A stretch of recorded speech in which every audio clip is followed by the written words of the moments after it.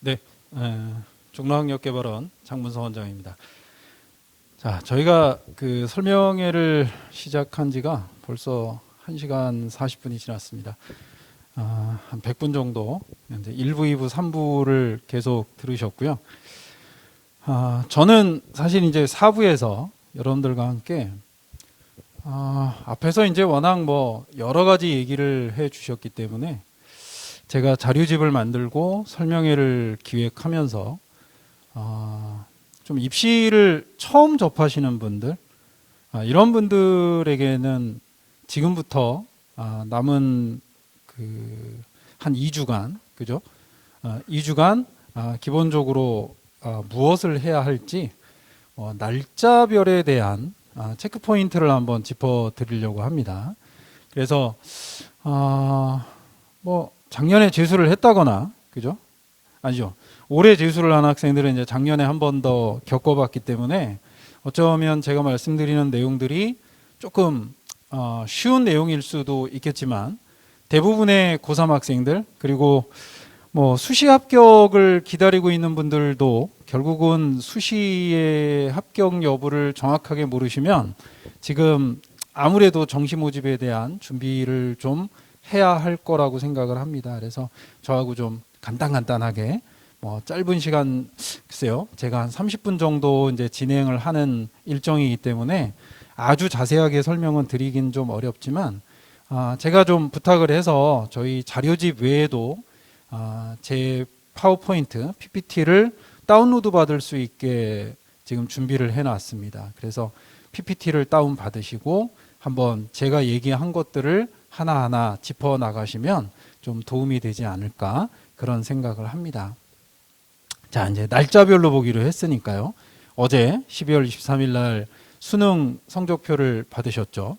그리고 이제 이번 주 일요일 날 수시 합격자 발표가 모두 마무리가 될 겁니다. 그리고 나서 28일부터 이제 30일까지 수시 합격 최초 합격자들이 등록을 하고 나면 12월 31일부터죠. 수시 추가 합격자. 뭐 이 공식 명칭은 사실은 그 미등록 충원이라고 하는 용어로 써야 되는데요. 그냥 우리가 좀 편하게 추가 합격, 추합 뭐 이런 표현들이 1월 4일 21시까지 진행이 됩니다. 그리고 1월 7일 날 정시 원서 접수가 시작돼서 이제 11일까지 진행이 되죠. 뭐 날짜는 이제 앞으로 한 2주, 뭐 마감까지 생각을 하면 한 3주 가까운 시간 동안 정시 모집에 대한 준비, 원서 접수를 하게 되죠. 물론 뭐 그 이후에도 2월 18일까지는 이제 합격자 발표, 또 정시 추합 여러 가지 이제 과정이 있지만 제가 지금까지 이제 입시를 치르다 보면 일단 원서 접수를 하는 게 참 힘들어 하시는 것 같습니다. 자, 이제 1월 11일 정시 원서 접수 마감이 되는 날까지 우리가 이제 차근차근 어떤 것들을 좀 봐야 할 것인가를 좀 보여드리면요. 일단은 그저께죠. 사실 수능 성적표가 나오기 전날 저녁에 동국대가 변환 표준 점수표를 발표했습니다. 주요 대학들은 아마도 다음 주, 그 다음 주까지 이 변환 표준 점수표라는 거를 쭉 발표를 할 텐데 앞에서 간단하게 소개는 했지만 제가 뒤에서 다시 한번 설명을 드리도록 하겠습니다. 그 다음에 1월 4일 날 수시 추합이 마감이 되면 1월 7일 정시 원서 접수하기 전에 모든 대학들은 그 대학의 정시 모집 인원을 다시 발표를 합니다. 그래서 원래 지금 모집 요강에 발표되어 있는 인원보다 좀 더 많은 인원이 이제 늘어날 확률이 있는데요. 이렇게 대학별로 그 수시 2월 인원이라는 게 어느 정도 되는지 확인하는 거. 대부분 대학은 1월 6일 날 발표할 거라고 예상은 합니다. 그리고 1월 11일 날 정시 원서 접수 마감. 물론 서울대나 서울교대, 경인교대 일부 이제 대학들은 1월 9일 날 마감을 하기도 하는데요. 뭐 대부분의 대학들은 1월 11일 날 마감을 하니까 그 마감 전날부터는 여러분들이 그 경쟁률을 좀 잘 체크하시는 것도 굉장히 중요합니다. 제가 이제 지금부터 말씀드리는 내용들이 대부분은 요 순서를 기반으로 해서 여러분들이 알아두셨으면 좋겠다고 생각하는 것들을 아마 설명을 드릴 거예요. 자, 먼저 어제 여러분들이 받으신 이제 수능 성적표에서 과연 뭐를 확인해야 할 것인가? 이미 1부, 2부, 3부에서 여러 가지 얘기를 했기 때문에 저는 이제 어떤 것들을 그냥 체크해야 될지만 한번 쭉 설명드린다고 보시면 될 거고요. 자, 일단은 이제 여러분들 성적표에는 원점수 없죠. 이제 가채점 이후에 계속 그 원점수에 대한 이제 고민들을 하시고 어제 그제 한 이틀 동안은 또 1등급 컷이 몇 점이냐, 2등급 컷이 몇 점이냐 뭐 이런 것들을 갖고 계속 고민을 하셨는데요. 이제 수능 성적표에는 여러분들 백분위와 표준 점수만 기록되어 있습니다. 물론 등급도 있죠. 자, 이렇게 이제 세 가지 점수를 있는데 정시모집에서는 등급보다는 주로 이제 표준 점수나 백분위가 굉장히 중요한 변수가 될 거고요.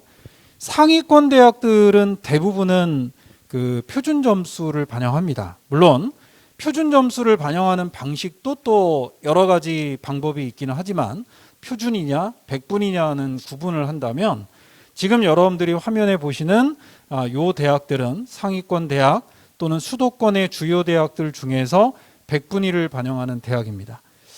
자, 여러분들이 받으신 이 성적표에 있는 표준 점수와 백분위를 이제 구분을 할 때, 내가 뭘가 더 유리한 거야? 뭐 이런 것들일 때는요. 저희가 이제 일반적으로 그 평가원이 발표한 자료에 보시면 과목별 도수분포표라는 게 있습니다. 그래서 제가 지금 보여드리는 건 그 도수분포표를 기반으로 해서 그래프를 그려본 건데요. 빨간색은 이번 수능이고요. 파란색은 작년 수능입니다. 자, 국어만 놓고 본다면 작년보다는 1등급 구간이 좀 더 넓어졌죠. 조금 여러분들하고 이제 좀 체크를 한번 해본다면 이런 형태예요. 1등급 구간이 작년 같은 경우에는 9점 차이였지만 올해는 13점 차이입니다. 왼쪽에 노란색으로 있는 점수가 국어의 올해 1등급 구간의 표준 점수와 백분위예요. 자, 만점 학생의 표준 점수가 144점이고 실제로 139점인 학생의 백분위까지가 100입니다. 그럼 이제 이런 경우에는 1등급 구간에 국어 1등급 구간에 있는 학생들은 내가 어느 쪽이 더 유리할까에 대한 고민을 해야 되겠죠. 그죠? 표준 점수로 보면은 13점 차이인데 백분위로는 4점 차이니까요. 실제 여러분들이 어느 구간에 있느냐에 따라서 표준 점수와 백분위의 유불리는 좀 달라진다고 봅니다. 만약 백분위가 96인 학생, 표준 점수 131점인 학생이라면 저 같으면 백분위 반영 대학을 어떻게 해서든지 찾아보려고 할 거라고 생각을 하시면 됩니다. 자, 수학 가형의 경우는 조금 특별하게 국어와는 좀 다른 그래프가 그려지지만 실제로 수학 가형의 경우에 가장 큰 특징은 올해 수능에서 2등급 구간이 상당히 두터워졌습니다. 실제로 그 전체 응시자가 작년보다 감소했음에도 불구하고 2등급 구간에 해당하는 학생은 작년보다 한 2,000명 정도가 늘어난 이런 구간이 되면서 상당히 두터운 구간이 됐기 때문에 수학 가형의 2등급인 학생들은 그만큼 좀 더 경쟁이 좀 치열할 거라고 생각을 하시면 될 것 같고요. 자, 수학 나형의 경우는 사실은 굉장히 찍는 학생들이 많은 그 과목이죠. 그래서 오른쪽 부분에 상당히 많은 학생들이 이제 분포하는 좀 이상한 분포표를 보이는데요. 빨간색 그래프가 올해 수능이죠. 작년에 비하면 1등급, 2등급, 3등급 구간이 상당히 축소되어 있는 형태를 볼 수 있습니다. 특히 제가 주목하는 거는 2등급 구간에 또는 3등급 구간, 3등급 13,922명이 분포하는 점수가 2등급 컷 바로 1점 아래쪽에 있는 3등급 제일 위쪽의 점수인데요. 이 점수를 받은 학생들은 상당히 많은 학생들이 동점이기 때문에 조심해야 되고, 제가 생각할 때는 지금 보여드리는 노란색으로 표시한 저 빨간색 굵은 선이 8,790명이 동점인 점수인데요. 이게 표준 점수 131점입니다. 원점수로 92점이죠. 이 학생들이 1등급 커트라인인데 실제로 상당히 많은 학생들이 동점을 이루고 있기 때문에 1등급 구간의 전체 인원 13,894명 중에 무려 8,790명, 63.3%가 동점입니다. 저희가 과거의 경험으로 보면 이런 경우에 가장 문제는 저 8,790명에 해당하는 학생은 자기가 1등급이라고 하는 것 때문에 수학을 상당히 잘 봤다고 생각을 하게 되고요. 그래서 사실은 실제 지원 전략을 짤 때 상향 지원을 하는 경향이 분명히 있고, 실제로 국어나 탐구의 성적이 뚜렷하게 받쳐주지 않으면 의외로 떨어질 확률이 아주 많은 그런 학생들이기 때문에 조심하는 것이 굉장히 필요합니다. 그리고 수학 가형의 4등급 구간을 제가 좀 작년과 올해의 자료를 좀 비교해서 보여드리는 것은, 이 4등급 구간의 경우는 작년이나 올해나 제일 아래쪽과 위쪽의 점수가 7점 차이예요. 그런데 백분위는 올해 같은 경우는 14점, 작년 같은 경우에 15점의 차이를 보이기 때문에 실제로 이 구간에서는 표준 점수와 백분위의 유불리를 따지는 것이 아주 중요하고요. 수학 나형의 경우는 3등급 구간대가 이런 이제 문제가 발생하기 때문에 여러분들이 이 중위권 대학들, 특히 수도권에 있는 중위권 대학을 지원하시는 수학 나형의 3등급대, 수학 가형의 4등급대 학생들은 표준 점수와 백분위의 유불리를 좀 잘 따져보시는 것이 굉장히 중요한 사항들이 됩니다. 뭐 이런 것들 이제 여러분들이 한 번쯤 보시면 되겠죠. 자, 동국대학교가 지난 22일 저녁에 발표한 변환 표준 점수표를 잠깐 보여드립니다. 이 자료는 동국대 홈페이지에 들어가시면 실제로 보실 수 있어요. 지금 제가 보여드리는 것 외에도 당연히 백분위 89, 88 아래쪽도 더 있게 됩니다. 다만 사탐, 가탐, 직업탐구, 제2외국어를 변표를 따로 공지를 하기 때문에 여러분들이 백분위에 해당하는 점수들에 대해서 변표를 확인합니다. 자, 이걸 언제 어떻게 보는지 잠깐만 설명드리겠습니다. 제가 지금 보여드리는 화면을 보시면요.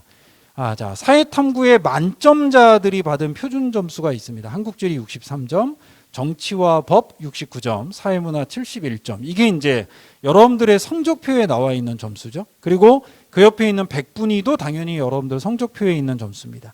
그런데 좀 전에 제가 보여드린 이 동국대 변환 표준 점수 표에 의하면 뭐 이런 원리예요. 정치와 법을 만점 맞은 학생과 사회문화를 만점 맞은 학생은 똑같이 백분위가 100이기 때문에 좀 전에 보여드린 표에서 68.89점으로 바꾸게 됩니다. 그런데 문제는 이거죠. 정치와 법은 원래 표점은 69점인데요. 이거를 68.89로 바꾸니까 실제 자기 점수에서 0.11점을 빼게 되는 거고요. 사회문화를 만점 맞은 학생은 원래 표점 71점에서 68.89를 받으니까 원래 자기 점수에서 2.11점을 빼게 돼야 되는 겁니다. 반대로 생각하면 한국지리 같은 경우는 원래 표준 점수는 63점인데 실제 백분위는 96이기 때문에 65.34의 변환 표준 점수를 받게 되고요. 자기 점수보다는 2.34점을 받게 되죠. 뭐 세계지리가 올해 만점자가 워낙 많아서 2등급이 없는 이런 상황이 되고 만점을 맞은 학생도 백분위가 93밖에 안 되는 현상이 나타났습니다. 자, 표준 점수가 가장 높은 사회문화를 기준으로 보면 표준 점수만 놓고 봐도 8점이 마이너스인데요. 변환 표준 점수로 환산을 하게 되면 4.81점이 낮은 점수를 받게 됐죠. 그러니까 8점 감점보다는 한 3점 이상의 이제 효과는 분명히 있지만 세계지리를 만점 맞은 학생들은 아무래도 사회문화나 뭐 이렇게 표점이 높은 정치와 법을 받은 학생들에 비하면 손해를 좀 볼 수밖에 없습니다. 과학탐구의 경우도 마찬가지죠. 그죠? 과학탐구의 경우도 원래 표점이 있고 변환 표준 점수로 바꿀 때는 같은 백분위인 경우에 같은 변환 표준 점수를 받는 이런 원리로 변환 표준 점수를 정리합니다. 그런데 이 변환 표준 점수 이제 앞으로 각 대학들이 쭉 발표하는 걸 보시면 알겠지만 제가 작년 것들을 좀 정리한 게 있어요. 저희 4부 자료집 8페이지를 보시면 주요 대학들 변환 표준 점수를 사용하는 대학들이 작년에 사탐과 가탐에 실제 그 어느 정도의 변표를 적용했는지를 정리해 놨었는데 이게 대학마다 조금씩 다릅니다. 물론 같은 학교들도 있기 때문에 이제 같은 그룹끼리 묶어드린 것도 있으니까 올해 발표되는 각 대학들의 변환 표준 점수 표도 여러분들이 보시면서 실제 여러분들, 그러니까 이제 여러분들 지금 성적표를 받으셨지만요, 이 성적표에 나오는 표준 점수를 그대로 쓰는 게 아니라 이렇게 이제 변환 표준 점수를 써야 되는 경우도 있기 때문에 특히 상위권의 학생들은 좀 더 관심을 갖고 이 부분에 대해서 앞으로 이제 발표되는 자료들을 좀 보실 필요가 있습니다. 자, 두 번째 얘기는 이제 실제 정시 지원 전략에 대한 얘기인데요. 근데 제가 이 부분에 대해서 이제 두 가지 말씀을 드리겠지만 사실은 이 지원 전략을 짜는 데 있어서 가장 중요한 변수는 저는 한 가지 여러분들의 지원 성향을 이제 결정하셔야 된다고 봅니다. 자기 점수보다 조금 더 높은 학교를 지원하는 상향 도전을 할 것인가, 아니면 좀 더 낮은 하향 안정 지원을 할 것인가. 그러니까 여러분들의 성적이 과연 여러분들이 원하는 만큼 나왔느냐에 따라 다르겠죠. 그리고 평소에 모의고사를 봐온 것들이 있으니까 그 점수에 비해서 내가 좀 억울하냐 아니면 충분히 만족스러우냐에 따라서 이 상향과 하향은 결정이 될 수밖에 없는데요. 내년에는 사실은 여러 가지 변화가 있습니다. 뭐 수능 제도의 변화도 있고, 뭐 주요 대학의 정시 확대도 여러분들이 모두 아시는 내용이고요. 그다음에 약대가 내년부터 이제 학부 모집을 시작해서 1,600명 정도의 인원이 늘어났죠. 며칠 전에 그 건국대 의대가 의전원에서 학부로 또 변경한다는 소식이 들려왔기 때문에 자연계열의 이 상위권 학생들은 상당히 그 기대에 부풀어 있다고 생각을 합니다.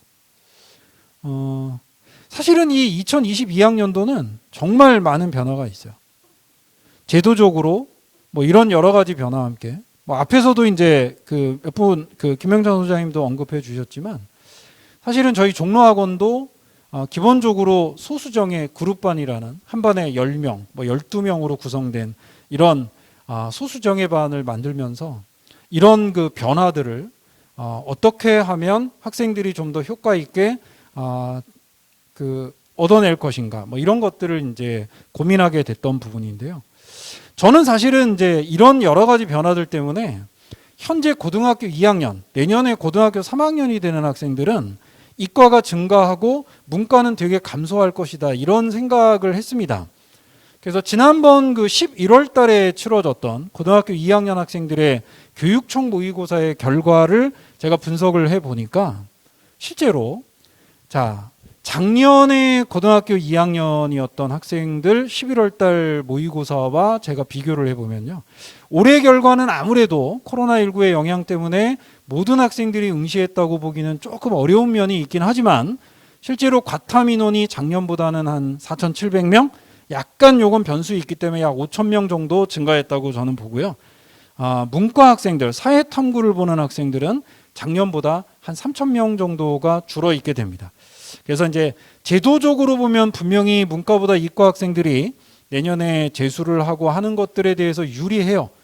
그러니까 여러분들 아마 제가 볼 땐 올해 정시 모집의 전반적인 성향은 이과 상위권에 해당하는 학생들은 상향 지원이 굉장히 두드러질 거라는 예상을 할 수 있고요. 반대로 생각하면 문과 학생들은 의외로 보면은 좀 하향 지원이 예상이 되는데, 저는 사실 좀 의견을 좀 바꿔보면 문과 학생들도 나름대로 인원의 감소가 계속되기 때문에 제도적으로 보면 다소 불리한 면이 좀 있기는 하지만 응시자 인원이 굉장히 줄어든다는 면을 생각하시면 또 다른 기회는 분명히 있다고 저는 생각합니다. 그런 것들을 여러분들 나름대로 생각하시면서 지원 전략을 생각하시는 게 굉장히 중요합니다. 제가 사실은 이제 가채점 설명회 때 이 부분에 대해서는 조금 더 이제 중요하게 많이 말씀을 드렸어요. 그래서 저는 이제 오늘 이 시간에는 제가 강조하는 두 가지 요소가 있습니다. 인원과 점수인데요. 이 인원과 점수에 대한 내용들을 여러분들 나름대로 사실은 이미 뭐 많은 얘기를 들었기 때문에 한 번만 체크를 하도록 하겠습니다. 자, 일단 인원은 정시 모집은 가나다군이 있다고 했죠. 그래서 파란색이 가군, 빨간색이 나군, 녹색이 다군입니다. 그룹별로 제가 그 자료집에 보시면 1그룹부터 한 7그룹까지 학교들을 좀 그룹으로 묶어서 수준별로 나눠놨는데요. 이 모집 군별로 수준별로 인원의 분포가 좀 달라요. 항상 여러분들이 생각하실 땐 인원이 많은 쪽은 좀 더 안정 지원, 인원이 적은 쪽은 조금 더 상향 지원을 해도 충분히 좋겠다. 뭐 이런 생각을 제가 보여드리고요. 자연계열도 마찬가지죠. 자연계열도 가군, 나군, 다군의 각각의 인원들, 특히 자연계열의 경우는 상위권 2라고 되어 있는 3그룹, 4그룹을 묶어보면 가나다군 인원이 상당히 비슷하고, 중위권의 5그룹, 6그룹에 해당하는 대학들도 묶어보면 가나다군의 인원이 상당히 비슷합니다. 그래서 이 3, 4, 5, 6그룹의 가나다군에서 사실은 굉장히 여러 가지 변화들이 나타날 수 있다는 특징이 있고요. 인원수로 보시면 최근 3년간의 인원을 제가 주요 그룹들을 정리해 보면 사실은 중위권 5, 6그룹의 인문계열에서는 다군 인원이 많이 증가했고, 상위권 그죠? 3그룹, 4그룹에서는 가군의 모집 인원이 좀 많이 증가했습니다. 자연계열의 경우도 제가 지금 화살표를 표시한 부분들이 인원 증가가 좀 많은 부분들인데요. 작년에 비해서 이렇게 인원 증가가 많다는 것은 이 모집군의 이 수준에서 여러 가지 변수들이 나타날 수 있다는 것을 여러분들이 확인할 수 있습니다. 제가 자료집에는 그래프가 아니라 표로 좀 정리해서 넣어드렸으니까 자료집에 있는 숫자들을 좀 보시면서 여러분들이 지금 받은 성적표의 수준에서 과연 어떤 변수들이 있을지 이런 것들을 한번 생각해 보시면 좋겠고요. 자, 앞에서 이제 수능 점수를 어떻게 활용할 것인가에 대한 얘기는 오종훈 이사가 진행한 3부에서 굉장히 자세하게 말씀을 해 주셨어요. 이제 여러분들은 성적표를 받으셨기 때문에 상위권, 중위권, 하위권이 어느 정도 나눠졌다고 보시면 됩니다. 상위권이라 하면 대부분 1, 2등급으로 구성되어 있는 학생들은 이제 상위권으로 보시면 되고요. 그다음에 3, 4등급 대, 물론 2등급 아래쪽부터 시작되겠지만 3, 4등급 대 학생들은 중위권, 이제 4, 5등급권에 있는 학생들은 하위권으로 보시면 이런 특징들이 있습니다. 특히 중위권 학생들의 경우는 고민해야 될 것들 참 많아요. 표준 점수와 백분위 반영도 섞여 있죠.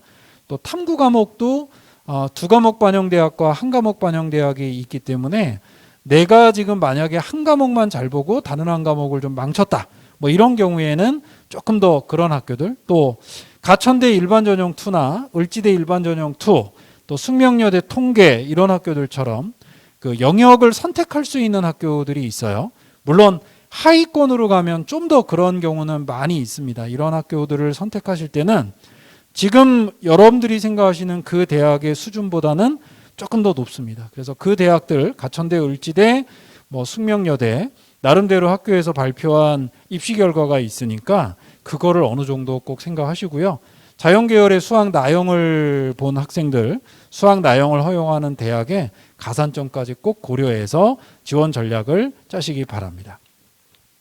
지금 제가 보여드리는 이 중위권 지원 성향은 제일 왼쪽이 이제 가군이고 중간이 나군, 제일 오른쪽이 홍익대가 있는 줄이 다군입니다.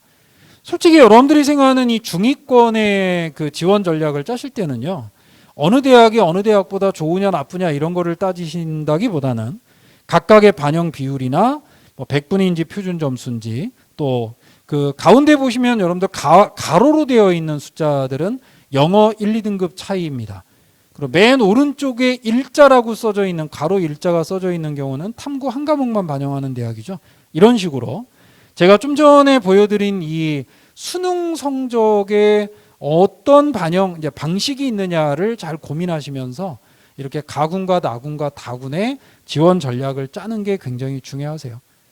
자, 이런 형태를 우리가 제가 이제 가채점 설명회 때도 한번 설명드렸던 상위권 인문계열의 구도로 보시면 이런 구도가 가군, 나군, 다군에 보이게 되고요. 실제로 이 이제 그 구도에서 이제 모집 인원을 이렇게 정리를 한번 해보다 보면 가군과 나군의 모집 인원 다르고, 다군에 있는 중앙대는 가나군의 상위권 대학들의 인원보다 훨씬 적기 때문에 굉장히 높은 경쟁률과 충원율을 기록하게 됩니다. 자, 올해는 한국외대 경영학부가 지금 다군으로 이동을 했기 때문에 48명이죠. 이게 이제 수시 2월 인원이 적용되면 좀 더 많아질 수도 있을 텐데요. 이런 인원들을 한번 고려하시면 어떻게 될까? 뭐 이런 이제 고민들을 하시는 거고, 이 가나다군에 대한 군과 그 여러 가지 이제 그 전략을 짜실 때 정시 추가 합격자 발표 일정 뭐 이런 것들을 고려하셔서 각 대학들이 발표하는 충원율을 잘 확인하시는 것도 중요합니다. 올해는 정시 미등록 충원 발표 일정 중에 설 연휴 2월 11일부터 2월 14일 설 연휴가 끼어 있다 보니까 주요 대학들의 일정들이 현재 발표가 되어 있는 사항들을 보면 작년보다 발표 일정이 굉장히 차수가 줄어들 수밖에 없는 구조입니다. 작년보다는 충원율이 조금 낮아질 거라는 생각을 하시고요.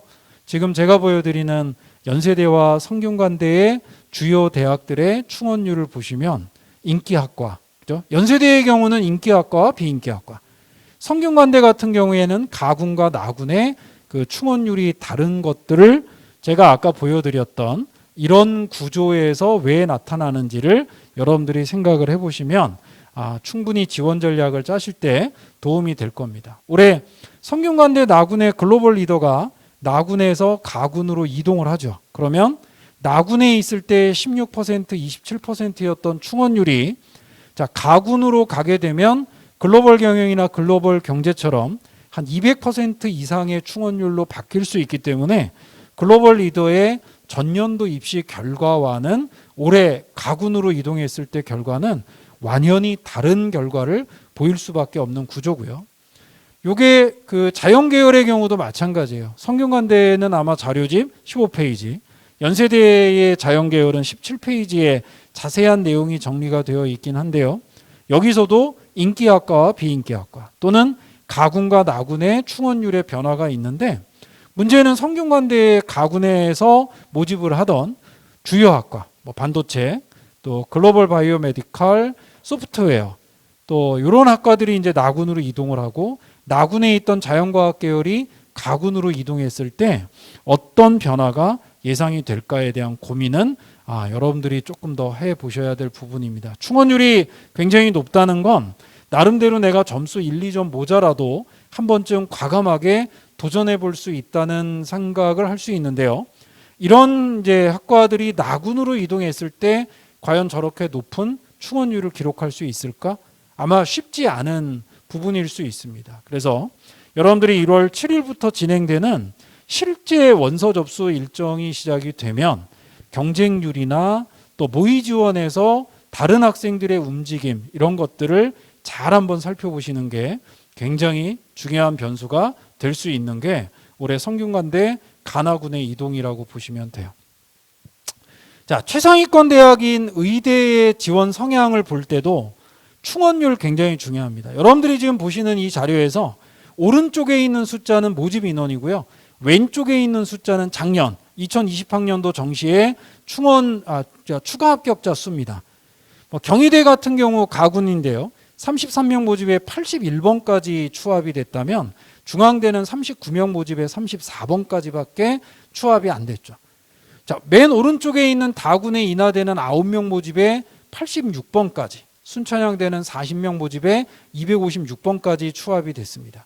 다군의 의대가 그만큼 충원율이 높고 변수가 아주 많이 발생할 수 있다는 특징이 있는데, 이런 것들을 여러분들 자료에서 잘 참고하셔서 어느 대학은 되게 인기가 있고, 자, 인기가 있다는 얘기는 뭐예요? 그만큼 합격선이 좀 높아질 수 있구나. 이런 것들을 여러분들이 생각할 수 있는 부분인 것 같습니다.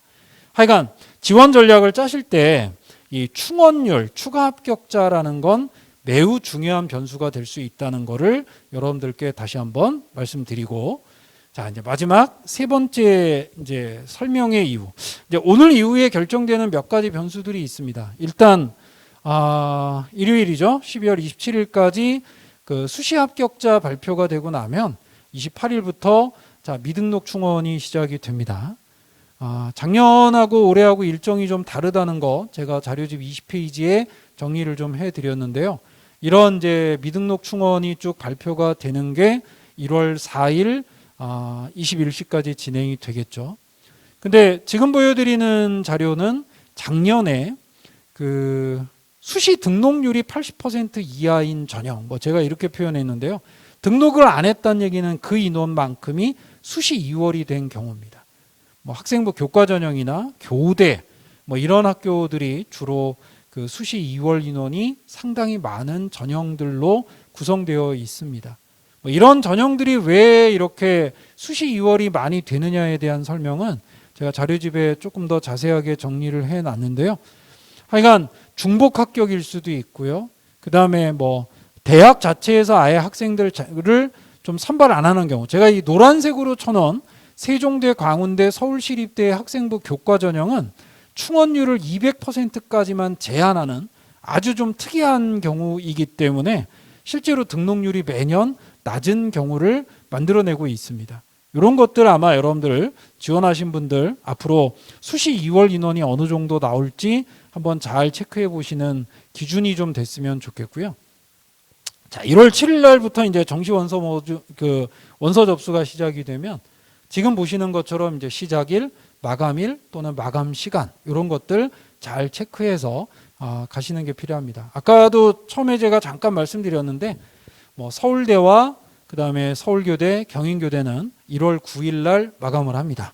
다른 대학들은 거의 대부분 1월 11일 날 마감을 하게 되는데 요 세 개 대학, 주요 대학 중에는 이 세 개 대학은 좀 일찍 마감을 하기 때문에 만약에 생각이 있으시다면 조금 더 빨리빨리 결정을 하실 필요가 있어요.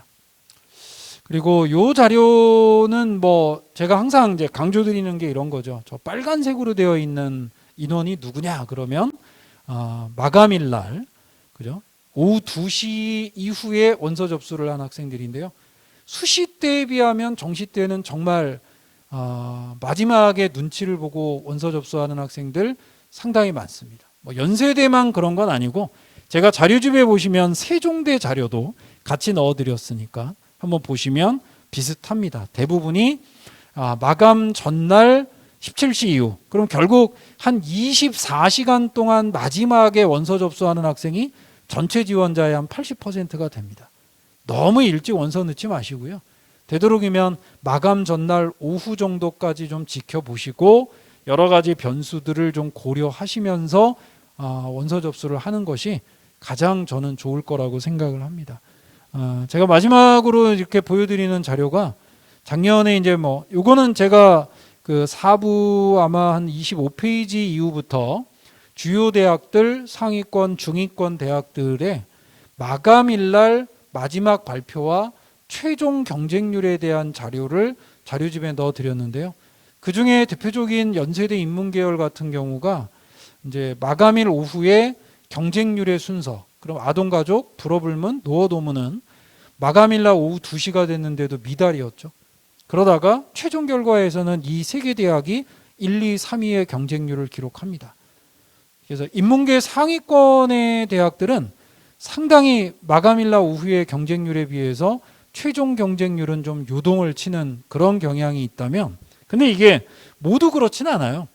제가 이제 하나 더 예를 들어드리면 건국대학교 자연계열의 나군만 딱 놓고 보시면요, 마감일 날 오후 마지막 발표했을 때 가장 경쟁률이 높았던 화학과가 결국 최종 결과에서도 가장 높았고요. 산림조경이나 식량자원과학과가 마감일 날 오후에 가장 그 낮은 경쟁률을 보였는데 결국 서로 자리를 바꿈하는 정도의 변화. 그래서 저는 뭐 이제 항상 생각이 중위권보다는 상위권의 경쟁률 요동이 아주 심하고요. 자연계열보다는 인문계열이 조금 더 또 변동폭이 심합니다. 그래서 여러분들이 정말 마지막 날 오후 2시, 3시에 대학이 발표하는 마지막 경쟁률을 보시면서 과연 내가 어디를 쓸까 되게 고민을 하시겠지만 이제 그 수준이나 계열에 따라 성향이 좀 다를 수 있기 때문에 제가 지금 간단하게 연세대 인문계열과 건국대 자연계열 나군만 예를 들어 드렸지만 저희 자료집 뒤쪽에 꽤 많은 대학들을 제가 수준별로 나눠서 좀 정리를 해드렸으니까 그 자료를 여러분들이 한번 참고해서 정말 내가 마감일날 마지막 경쟁률 발표가 됐다면 어떻게 했어야 할까? 뭐 이런 고민들을 하셔야 할 것 같습니다. 자, 오늘 저희가 1시부터 시작한 설명회가 오늘 벌써 이제 3시 15분이 됐습니다. 2시간 15분이 진행됐고요. 저희 오늘 라이브로 진행하면서 조금 초반에 음성의 문제가 좀 있었던 것 같습니다. 하여간 양해 부탁드리고요. 저희가 잘 조정해서 다시 한번 일부 영상은 올려드릴 수 있도록 아마 할 것 같습니다. 하여간 오늘 긴 시간 동안 저희 설명회 들어주셔서 고맙습니다. 자, 오늘 설명회는 여기서 마무리를 하도록 하겠습니다. 고맙습니다.